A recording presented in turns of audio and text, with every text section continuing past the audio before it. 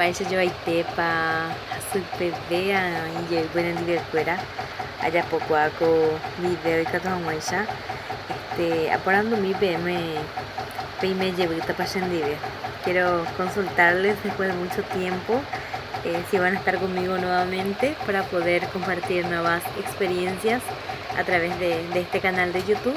Y también quiero comunicarles que por medio de este canal también quiero compartir los capítulos del programa que comencé a emprender hace unos años y lo estoy haciendo aquí en la ciudad de Villarrica. Hemos visitado diferentes lugares también del Paraguay para mostrar las cosas lindas que tenemos y no solamente visitar las grandes ciudades, sino también llegar a las pequeñas comunidades como lo hicimos dentro del Guairá y también otras regiones como Caguazú y Cazapá, Paraguarí respectivamente. Es un gusto poder estar nuevamente con ustedes. Ahí permití agora lleve y me llevé penendi cuera con canal rupive o musarambita penendi que tamba enda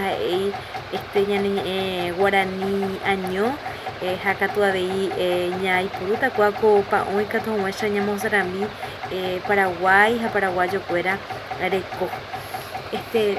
Les mando un beso gigante.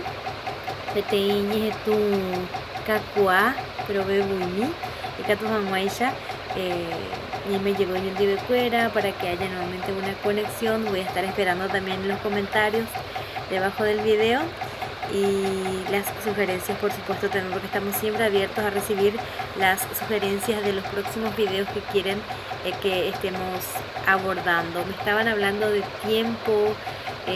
Me enviaron videos también para comentarios para hablar de los números. Bueno, hay muchísimas cosas que tengo pendiente todavía con ustedes y creo que estamos arrancando una nueva aventura juntos.